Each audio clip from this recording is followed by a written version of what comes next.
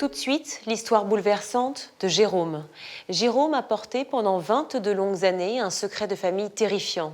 Un secret douloureux, lourd de sens. Enfoui au plus profond de sa mémoire, Jérôme avait même fini par l'oublier. Mais les secrets remontent toujours à la surface. Je ne savais pas comment faire pour dévoiler mon secret. Je me dis, c'est soit je parle, soit je me suicide. Il avait besoin de le dire, ce secret. Il avait besoin de le dire.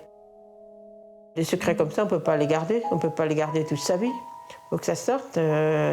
Donc lui, je pense que Jérôme, s'il ne l'avait pas dit, à mon avis, Jérôme ne serait plus là aujourd'hui. C'est sûr, c'est sûr. C'était vraiment trop dur de le faire, de le révéler à ma famille à cette époque-là. Oui. C'est pour ça que j'ai choisi la révélation publique. En 1994, Jérôme a 24 ans. Il est chauffeur routier, il partage sa vie avec Sandra, sa petite amie depuis 10 ans. Très amoureux, Jérôme a la vie devant lui et des projets plein la tête. Mais le jour où sa mère décède d'un cancer, le monde de Jérôme s'écroule. Quand maman est décédée, j'ai pas réussi à faire mon deuil. Ça a été un 11 septembre sans avion et sans tour. Tout s'est écroulé en quelques minutes. Et par la suite, ça déclenche mon mal-être et puis ensuite la dépression. Moi, je savais que Jérôme n'allait pas, évidemment. Quand sa mère est décédée, personne n'allait bien, parce que quand on perd quelqu'un si jeune, Jérôme, ça l'a peut-être plus touché que ses frères. Et vu le conflit qu'il y avait toujours avec sa mère, je pense que Jérôme... il a dû se demander pourquoi il se comportait comme ça avec sa mère. Jérôme a toujours été en conflit avec maman, oui. Dès que maman est morte, on ne sait pas pourquoi, il y a eu un tilt. Je culpabilisais tous les jours sur mon attitude. Pourquoi j'avais été aussi méchant avec elle, pourquoi on se querellait tout le temps, pourquoi, voilà. Et après son décès, ça a été cette réflexion-là permanente. Et ça m'a emmené très loin dans la dépression, la déchéance au quotidien. Changement radical, je ne reconnaissais plus du tout Jérôme. Lui qui était très gentil, très posé, très réfléchi. Là, il faisait, je ne vais pas dire tout et n'importe quoi, mais il avait des moments où il pétait un plomb, comme on dit. Voilà. Et là, je m'isole. Je m'isole beaucoup. Je ne veux plus voir personne. Je voyais bien que Jérôme n'allait pas, n'importe comment. Quand je l'avais au téléphone ou qu'il revenait à la maison, je voyais bien que Jérôme n'allait pas. Il avait maigri énormément. Jérôme était tout le temps triste. Je me mets à boire. Je recommence à fumer des choses non autorisées. Voilà, c'est des petites choses comme ça qui font que tous les jours on s'enterre un peu plus. Je sais pas l'expliquer parce qu'en fait, ce qui m'était arrivé, qui était à la base de tout ça, je l'avais mis très loin dans un petit coin de ma tête et j'en ai plus souvenir. À aucun moment, je me suis dit qu'il avait un secret, du tout. Nous sommes en 1997. Jérôme est en pleine dépression. Le décès de sa mère l'a plongé dans une profonde tristesse. À l'époque, il vit avec Sandra. Son sommeil était très agité. Il parlait énormément la nuit, sans dire crier. Il avait des sauts. Il se réveillait la nuit en sueur. Des cauchemars terribles, toutes les nuits, où je me réveille en sursaut, en sueur. Toujours le même cauchemar. Un monstre qui me court après et je suis devant lui, je défile et je me cache toujours sous une pierre, la même pierre, avec sous cette pierre est creusée, il y a des alvéoles et j'arrive à voir la tête de ce monstre qui veut, et je sais ce qu'il veut, et en fait il veut me sucer le cerveau et voilà. Et je me réveille toujours en panique parce que je suis là coincé sous cette pierre. Le soir, il ne se couchait jamais en même temps que moi. Il avait toujours du travail à faire. C'est que j'ai pas envie d'aller me coucher, j'arrive pas à trouver le sommeil. Donc viennent les médicaments. Les médicaments pour le jour, pour la dépression, les antidépresseurs, et puis les médicaments, les anxiolytiques, pour pouvoir dormir la nuit. Avant, il dormait comme un gros bébé, il n'y avait pas de souci du tout. C'était vraiment... Alors, au départ, je me suis dit, du fait que sa maman était décédée, je comprenais que ça le travaillait. Mais c'était long. Donc, obligatoirement, il y avait autre chose qui se passait. J'étais arrivé à un stade où je ne pouvais plus communiquer. J'étais, on ne va pas dire autiste, mais presque. Pendant 3 longues années, Jérôme fait chaque soir le même cauchemar. Puis une nuit, sans explication, ce rêve va s'effacer pour laisser place à une autre vision, plus angoissante encore. Le cauchemar a pris une toute autre forme. Je me suis retrouvé face à une vieille bâtisse, une vieille maison en pierre. Et donc la porte était ouverte et j'entendais une voix qui disait « Viens, approche ». Et je ne voulais pas rentrer, mais c'était plus fort que moi. Je faisais la démarche de rentrer dans la maison. Donc j'avance dans le couloir. J'avance en sachant que je n'ai pas envie d'y aller. Je suis terrorisé. Et en rentrant dans la pièce qui se situe à gauche, et bien là, je rentre dans cette pièce et je me souviens de tout.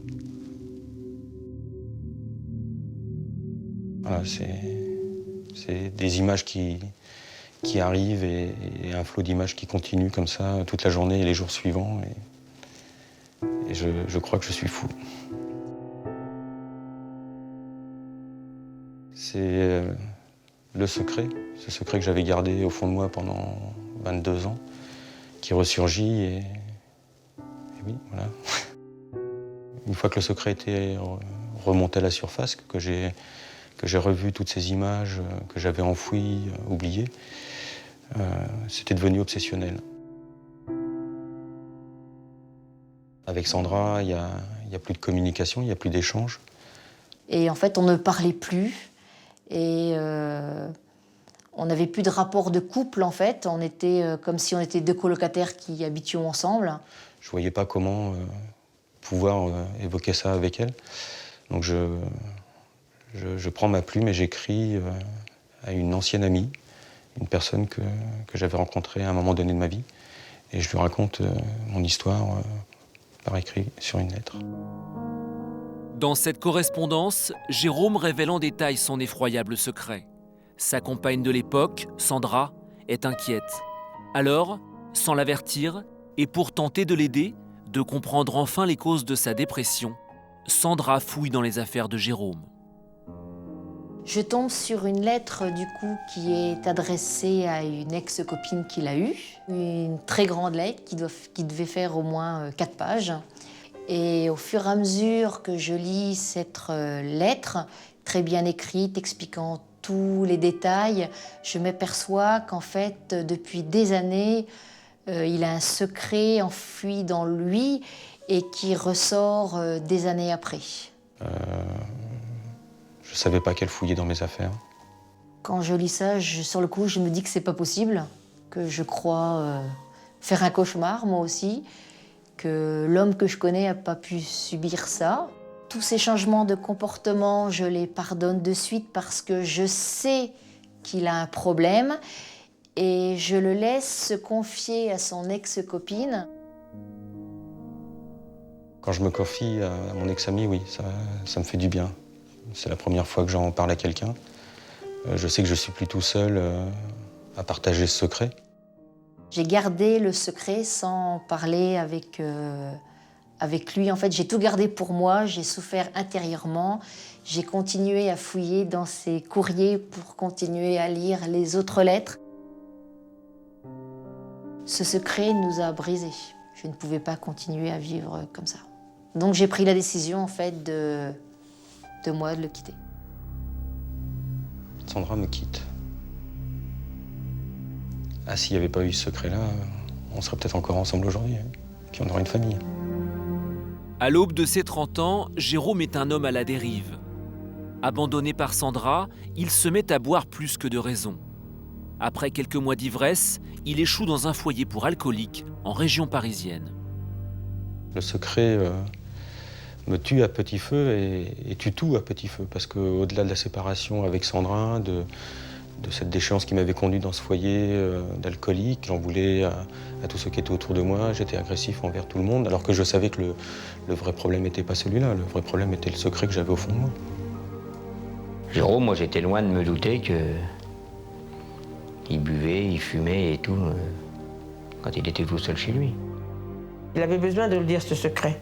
Il avait besoin de le dire. Avec l'histoire de sa maman qui est partie et tout, il y avait trop de choses. Des secrets comme ça, on ne peut pas les garder. On ne peut pas les garder toute sa vie. Je ne savais pas comment faire pour dévoiler mon secret.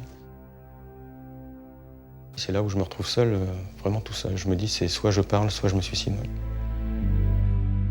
Jérôme n'a plus d'autre choix, il doit révéler son secret. C'est pour lui une question de survie. C'est une banale fête de famille qui va lui en donner l'occasion. Nous sommes le 23 novembre 2004 à Venouze, le village de son enfance. C'était la fête des 30 ans d'anniversaire de mes beaux-parents au foyer communal de Venouze. Pendant la fête, Jérôme s'absente. Et entre l'apéritif et le repas, je me suis absenté, j'étais faire le tour du village. Oui, j'ai fait 250 boîtes aux lettres à peu près, ouais. Au fur et à mesure que je mettais les tracts dans les boîtes aux lettres, c'était la libération. Et c'était, au-delà de la libération, vraiment un instant presque jouissif. Je me suis senti apaisé, vraiment soulagé. C'était une délivrance. C'était vraiment trop dur de le faire, de le révéler à ma famille à cette époque-là. Ouais. C'est pour ça que j'ai choisi la révélation publique, par l'intermédiaire de tracts déposés dans les boîtes aux lettres de la commune où habite le responsable de tout ce qui m'est arrivé. Les tracts ont fait beaucoup de bruit parce que, ce qui est normal, on reçoit un bout de papier comme ça, surtout dans les villages. Les gens aiment bien savoir, est-ce que tu crois que c'est vrai, est-ce que tu crois que c'est pas vrai, qui ment, qui a raison. Les gens veulent... Oui, ça a fait parler, c'est sûr. C'est quelqu'un qui m'a appelé en me disant « As-tu vu le papier dans la boîte aux lettres ?» Donc je suis allée tout de suite à la boîte aux lettres. Quand j'ai trouvé ce papier dans la boîte aux lettres, oui, ça fait un choc. On l'a lu, on s'est dit avec mon mari, on s'est regardé, c'est pas possible. Ça a été, oui, ça a été un choc dans la commune. Les gens n'ont pas compris. Mais les gens n'ont pas compris. Et je vous dis, au départ, les gens n'ont pas cru. Pas cru, personne n'a cru. Mais nous, on ne savait pas que Jérôme avait été mettre des tracts dans les boîtes aux lettres. On l'a su qu'après.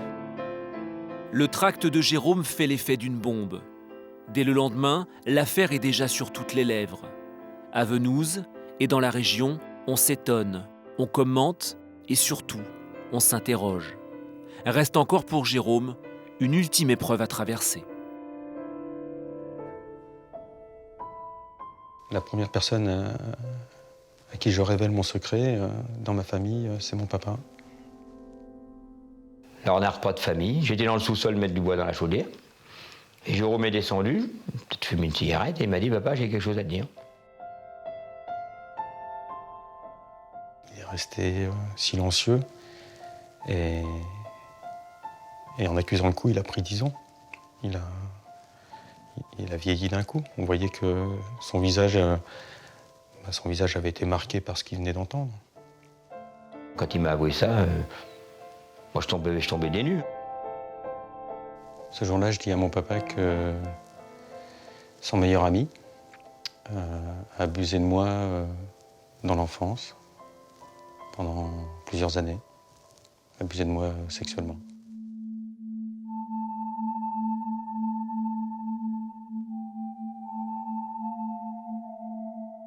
Ah ben, quand Jérôme m'a annoncé ça, je voulais aller choper Michel. Puis Jérôme m'a dit, ça ne servira à rien, pas tout. Et moi, je voulais choper Michel pour qu'il vienne dire la vérité à la gendarmerie. Et c'est Jérôme qui n'a pas voulu. Ça m'a choqué. Je ne pensais pas que ça pouvait arriver à mon frère, mais ça arrive à mon frère. Il a gardé pour lui son secret pendant 22 ans, il m'en a jamais parlé alors qu'on était proches. Il aurait pu m'en parler. Le fait de révéler le secret, oui, c'est ça. Hein. Enfin, ça soulage, ça fait du bien, c'est tout ce qu'on veut, mais c'est surtout qu'on se sent moins seul. Le secret vous enferme dans la solitude. J'étais plus tout seul.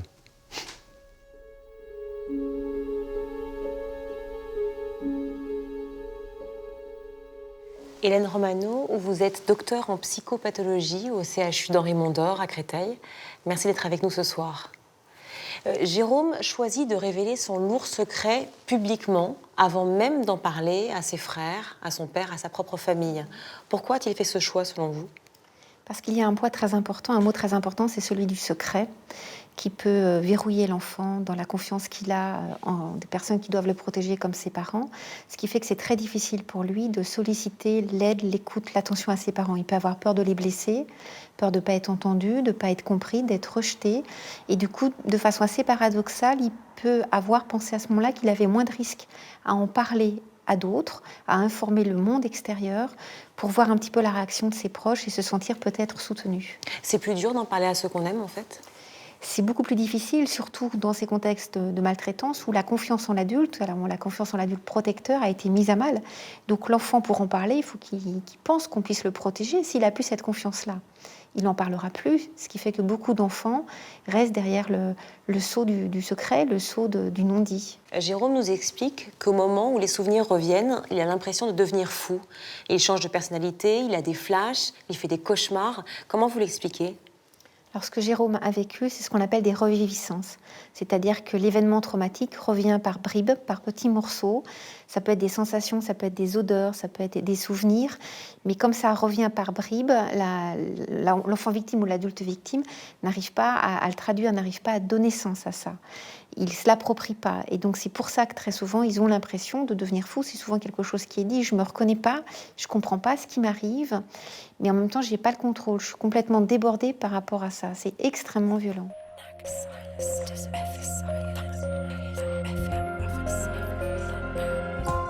Après 22 années de silence, Jérôme est enfin libéré. Pour comprendre comment il s'est enfermé dans le secret, il faut remonter le temps, revenir en 1971. Cette année-là, Maryse et Gilles, les parents de Jérôme, s'installent avec leurs 3 enfants à Venouze, un petit village de l'Yonne. Nous sommes arrivés à Venouze au début des années 70. Quand on est arrivé à Venouze, on connaissait personne, évidemment. On est arrivé de ville, campagne, surtout Venouze, un petit village un peu perdu à l'époque. Et ma femme a fait connaissance des autres parents d'élèves quand les enfants, nos enfants ont été à l'école. Et c'est là qu'elle a connu la femme de Michel, oui. On est venus amis comme ça. On se voyait régulièrement, à l'apéro ou même comme ça, on se voyait régulièrement. Ce couple-là, c'est des gens sans histoire, bien sous tous les angles, qui ont réussi professionnellement. C'est des gens comme vous et moi. La famille était quand même, moi je ne veux pas dire des notables, mais c'était des gens qui sont bien implantés à Venouze. Michel, c'est quelqu'un que tout le monde aime. Michel est toujours disponible pour autrui. Michel s'investit dans la vie de la commune, dans les associations. Il est toujours prêt à rendre service à tout le monde. Il est toujours souriant et il représente la bonne santé, la force physique, l'entrepreneur qui a une vie sans souci. C'est monsieur réussite que tout le monde aime bien. Pour tout le monde, c'était quelqu'un de très gentil, toujours serviable, toujours là. Quand tu lui demandais quelque chose, il était toujours présent. Et un jour, il nous a proposé s'il pouvait emmener Jérôme en tournée. Michel est un maquignon. C'est un marchand de cochons.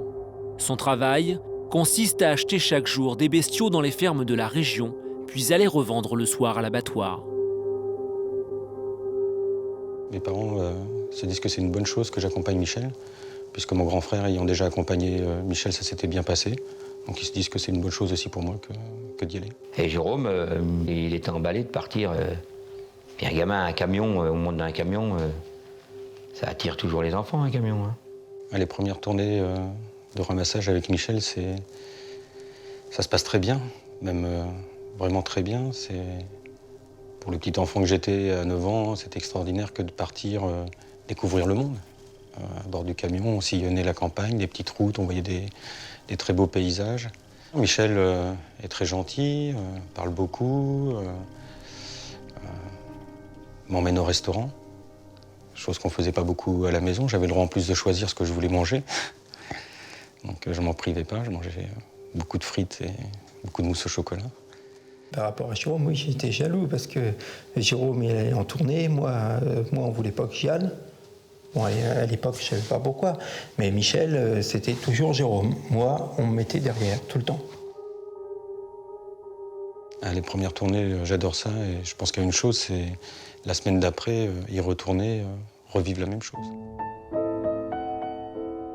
Ces tournées dans le camion de Michel vont durer quelques mois sans que rien ne se passe. Puis un jour, le cauchemar commence.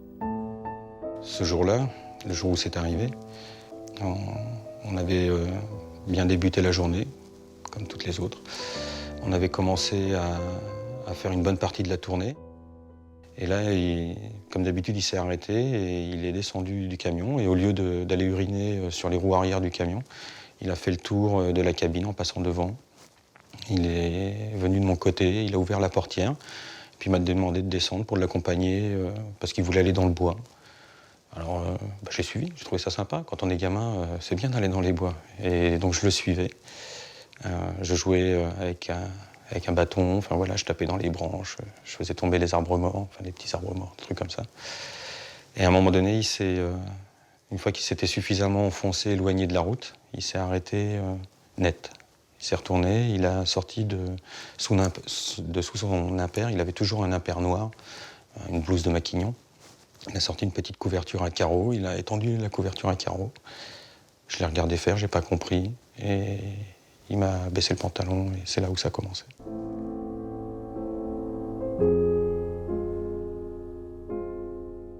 Michel n'a rien dit du tout. Moi j'étais tétanisé, j'ai pas pu parler, même pas esquisser le moindre geste. J'ai pas compris, parce que c'était la surprise. Ça a vraiment été une surprise parce que je ne m'attendais pas du tout à ça. Donc il y a eu une sidération immédiate. Il y a eu énormément de gêne parce que le fait de se retrouver le pantalon en bas des jambes, nu comme ça, c'était pas commun. Hein. Et mécaniquement, il y a quelque chose qui s'est cassé. Voilà, ça s'est arrêté dans ma tête. Je me suis mis dans un petit endroit au fond de mon cerveau et il s'est passé ce qui s'est passé par la suite. Et de ce qui s'est passé par la suite, je m'en souviens plus. J'ai complètement zappé. J'avais 9 ans et demi.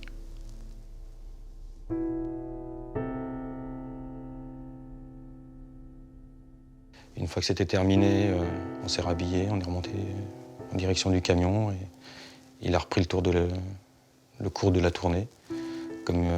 Comme toutes les autres, et c'était plus pareil.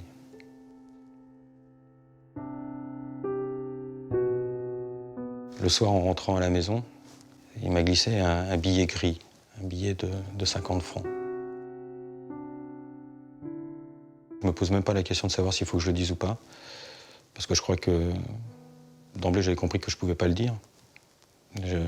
Michel était tellement proche des parents. Et les parents, ils faisaient vraiment confiance.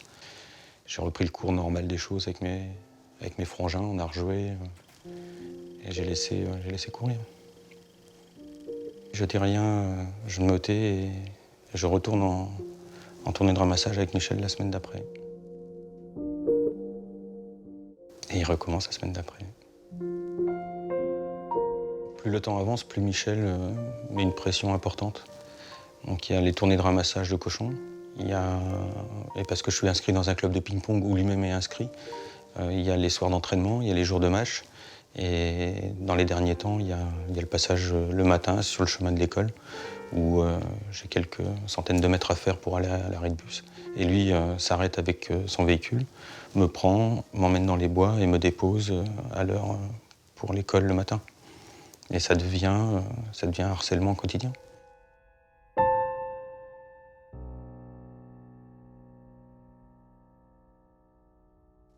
Ça dure jusqu'à l'âge de 15 ans et demi.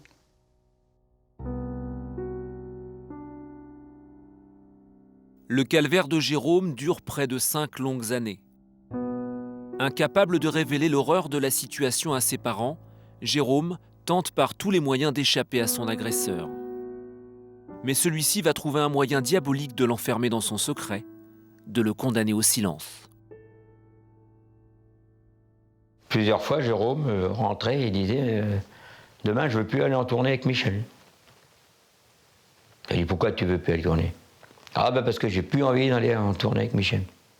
Et qu'est-ce que tu vas faire? Si tu ne vas pas en tournée avec Michel, nous on travaille. C'est vrai. C'est-à-dire que nous on insistait. Bon, des fois on disait bon ben t'y vas pas, mais on poussait quand même pour qu'il y aille en tournée avec Michel. On se demandait pourquoi Jérôme ne voulait plus y aller, parce qu'il était toujours emballé de partir avec Michel. Puis surtout de monter dans le camion, hein, voir les cochons et tout. Il adorait ça. Hein.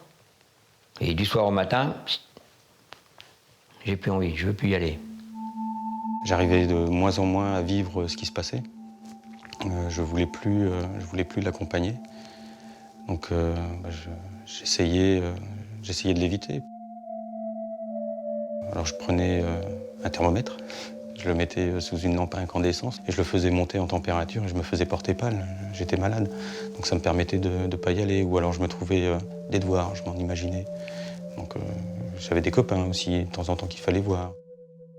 Je réussissais presque à lui échapper jusqu'au jour où ma maman m'a dit il faut que tu retournes accompagner Michel. Et elle ne m'a pas laissé le choix, j'y suis retourné. Ouais, à l'époque, personne ne pouvait soupçonner Michel. Hein. Personne. Michel s'occupait du vélo, s'occupait du ping-pong. Michel adorait la présence d'enfants. Hein. Mais on ne soupçonnait rien. Pour nous, il nous rendait service. Hein. Pour m'emmurer définitivement dans le silence, Michel va me révéler un deuxième secret concernant ma famille. Michel baratinait Jérôme au sujet de sa mère. Et ben, il a monté Jérôme contre sa mère. Est-ce que tu trouves pas bizarre que ta maman et moi, enfin surtout ta maman, te demande d'aller dans le camion et que l'on reste tous les deux à l'intérieur de la maison? Peut-être, voilà. Alors une fois, 2 fois, 3 fois, j'ai commencé à jeter un petit coup d'œil, puis effectivement, ça se passait à chaque fois comme ça. C'était relativement bizarre. Pourquoi j'aurais très bien pu rester à côté d'eux, puis descendre avec Michel, aller dans le camion? Non, c'était Michel restait à la maison et moi j'allais dans le camion. Et Michel a insisté comme ça lourdement jusqu'au jour où il m'a dit que ma maman et lui avaient une relation. Michel a pris une relation avec ma mère pour pouvoir avoir mon frère. À partir du moment où Michel m'avait dit ça, je ne pouvais plus du tout parler. Je ne pouvais pas entrevoir de porte de sortie. À partir de là, je suis enfermé dans une prison. Je ne peux plus rien faire. Jérôme, il a changé de comportement. Il était agressif, il était plus pareil. Avant, il était simple. On y disait un truc, il faisait tout, et après, du jour au lendemain, on ne savait pas pourquoi, il changeait. Ma mère, elle disait quelque chose, c'était toujours le conflit. Il se disputait avec maman, c'était complètement différent. L'ambiance n'était pas facile. Hein. Il est devenu peut-être plus dur, moins obéissant. Il s'en prenait toujours à sa mère, même étant tout petit comme ça, tout petit. Jeune, Jérôme a commencé à s'en prendre à sa mère. Je suis devenu déjà physiquement, extérieurement différent, vis-à-vis de mon entourage, pas forcément très agréable, et vis-à-vis de ma maman, parce que, alors qu'elle devait être celle qui me protégeait, elle était l'amie de l'agresseur. Et ce qui me gênait surtout là-dedans, ce qui m'a poussé à rentrer en conflit avec elle, c'est que j'étais presque devenu une monnaie d'échange pour permettre à un moment de le voir lui.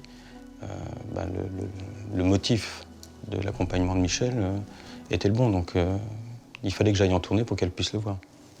Et ça, c'est ce qui me dérangeait le plus. Jérôme, ouais, il était devenu comme un garçon malheureux. Ouais. J'ai toujours l'impression qu'il s'ennuyait, qu'il s'embêtait, qu'il n'était pas bien, quoi. Il était enfermé, il était... le soir, il parlait plus, il était boulimique, il mangeait, il n'arrêtait pas. Mais bon, après, il n'en parlait pas trop. Hein. Je me négligeais. J'ai pris beaucoup de poids. Je faisais plus attention à mon apparence extérieure vestimentaire. Je laissais pousser Ma moustache, c'était pas vraiment une moustache, c'était un simple duvet. J'avais des cheveux qui étaient toujours mal coupés, des coupes qui ressemblaient pas à grand-chose. Enfin voilà, je négligeais mon apparence extérieure en pensant quelque part que moins on devient appétissant, moins on tente. Je ne pensais pas qu'il y avait un secret de famille aussi grave que ça. Hein. Non, on n'a jamais soupçonné ça. Hein. C'est après qu'on a compris pourquoi Jérôme s'était comporté comme ça. Hein.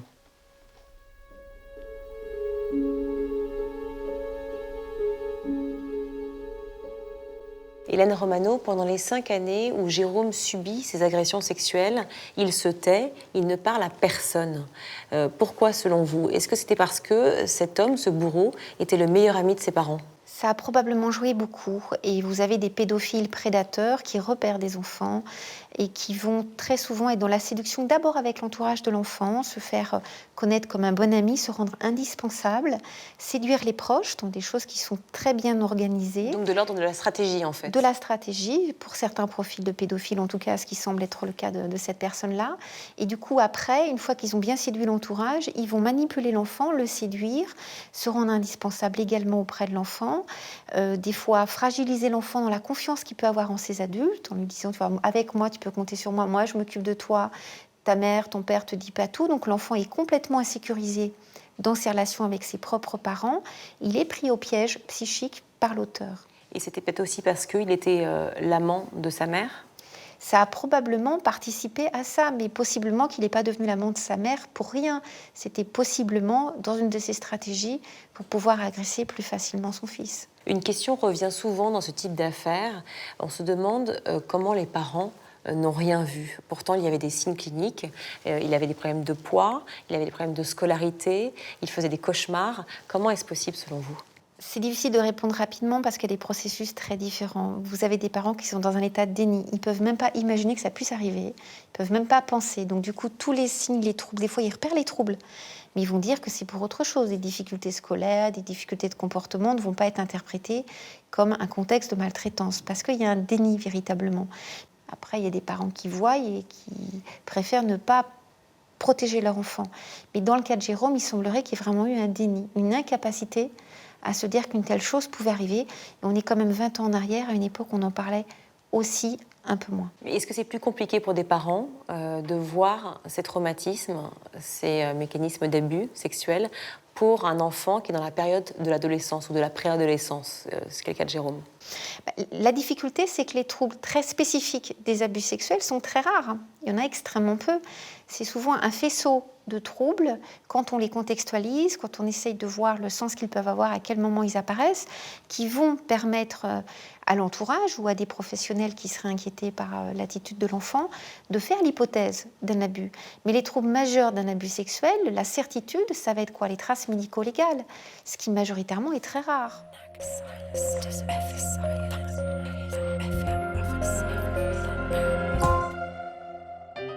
Nous sommes alors en 1986. Pour échapper à son agresseur, Jérôme n'a qu'une solution, la fuite. Il demande à être placé en internat. Il laisse derrière lui son bourreau et enfouit son secret au plus profond de sa mémoire. Ce n'est que 16 ans plus tard, en 2002, qu'il trouvera le courage de déposer plainte. Quand je vais à la gendarmerie, j'attends que Michel Garnier soit jugé et condamné. C'est le début d'un sentiment de révolte. Mais j'étais vraiment terrorisé à l'idée de porter plainte. Ouais. Et l'audition est difficile et particulièrement pénible. Je pense que Jérôme, ça a été difficile de y aller tout seul à la gendarmerie. Mais s'il m'avait dit « Papa, tu m'accompagnes », j'aurais été tout de suite avec lui. Hein. J'avais peur. J'étais en panique intérieurement. Extérieurement, ça se voyait pas, mais intérieurement, j'étais totalement paniqué. Il faut tout redire, et tout redire, c'est tout revivre. C'est toutes ces années de secret dévoilés à un inconnu. Juste après l'audition, dans le couloir qui conduit vers la sortie, le gendarme me parle de quelque chose qui qui va être un véritable coup de massue. Le gendarme a révélé quelque chose qui a ébranlé Jérôme. C'est une chose dont je ne me doutais pas du tout. Donc à la fin de l'audition, le gendarme m'a dit que je ne pouvais pas engager d'action en justice contre Michel parce qu'il y avait prescription.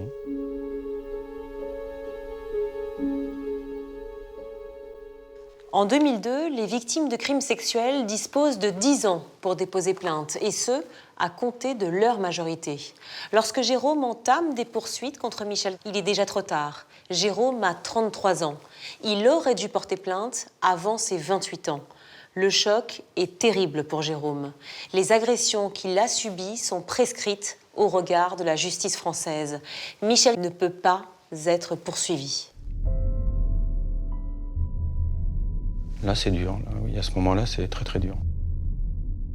J'ai compris qu'à ce moment-là, j'avais parlé, j'avais dévoilé mon secret. Tout le monde était au courant et qu'il allait se passer la chose suivante, c'est que lui ne serait jamais accusé de quoi que ce soit.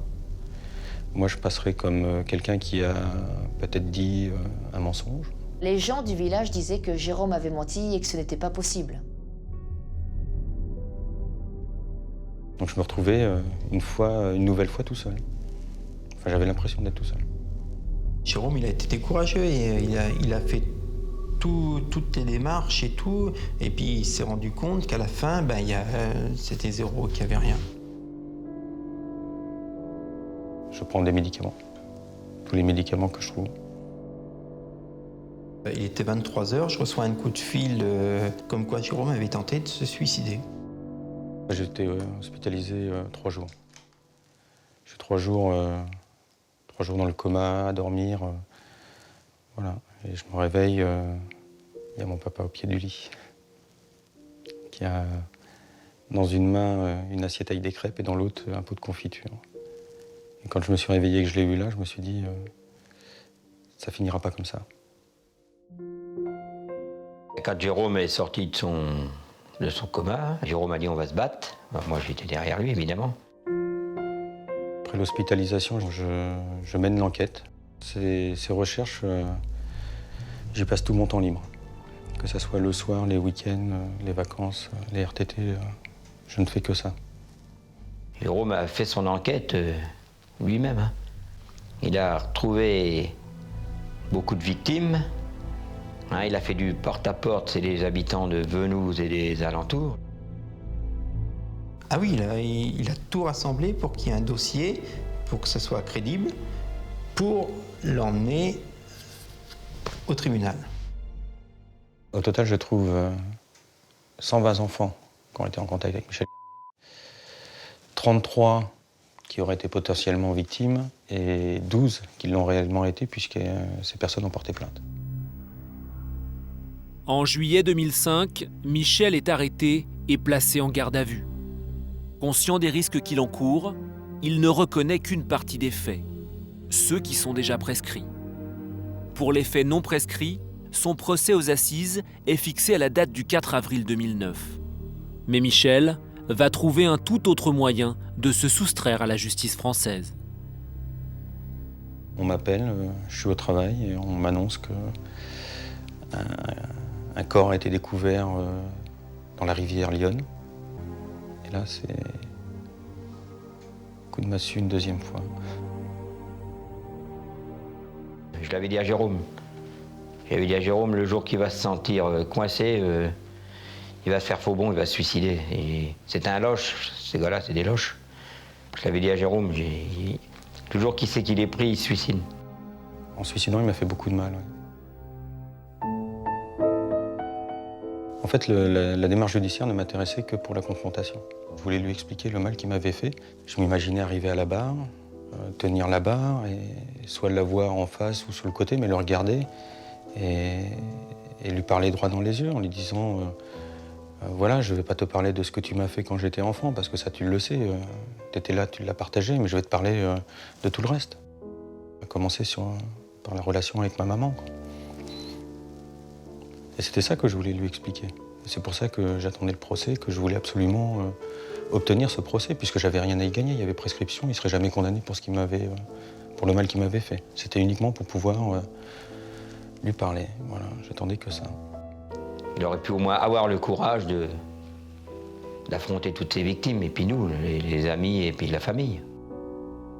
Pour moi, si Michel aurait reconnu tout ce qu'il a fait à Jérôme, je pense que Jérôme aurait été apaisé. Il a tout volé à Jérôme jusqu'au bout. Hein. Il a piqué sa jeunesse, et Jérôme, je sais qu'il s'en voudra toujours de ne pas en avoir parlé à sa mère. Parce que Michel les montait l'un contre l'autre. Et Jérôme n'a jamais pu en parler à sa mère. Et ça, je pense que Jérôme s'en voudra toujours. Mais bon, elle n'est plus là. Mais il a tué notre relation, en fait. On n'avait plus de relation.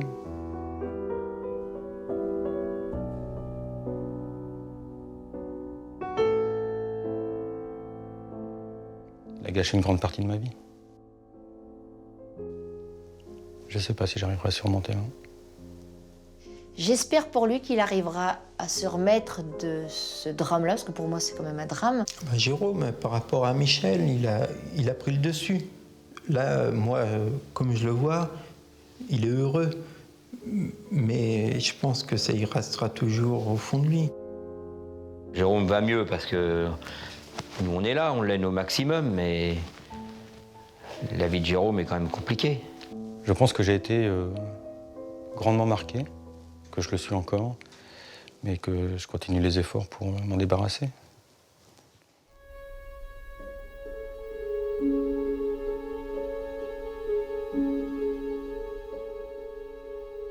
Jérôme, merci d'être avec nous ce soir et de nous avoir raconté votre histoire avec tant de pudeur. Vous avez gardé pendant 22 ans ce secret terrifiant. Comment vous avez fait pour tenir ce secret au sein même de votre propre famille? Par l'oubli, tout d'abord. C'était une nécessité pour vous? Ça s'est fait... D'occulter, d'oublier? Voilà, ça s'est fait naturellement. J'ai totalement oublié ces faits, ces 5 années de maltraitance. Et à partir de là, le secret s'est instauré, puisque je ne me souvenais plus. Mais pendant ces 5 années, vous n'avez jamais eu envie de parler? J'ai fait une tentative. J'ai souhaité en parler. Auprès de qui? Auprès de ma maman.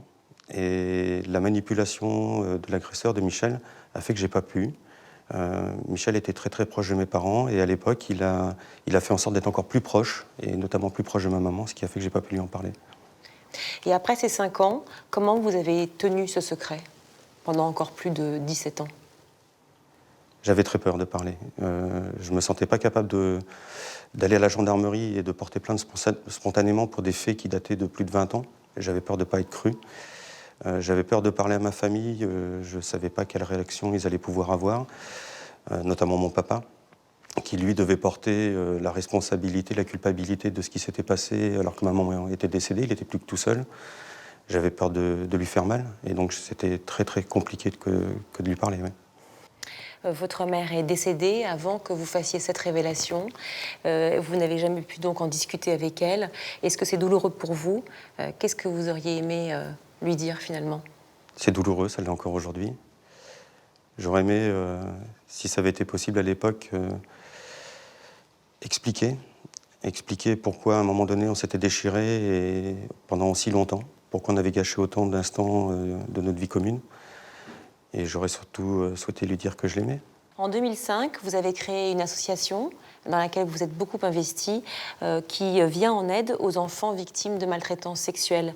Vous luttez chaque jour pour sensibiliser le public à cette cause. Est-ce que vous pouvez m'en dire plus?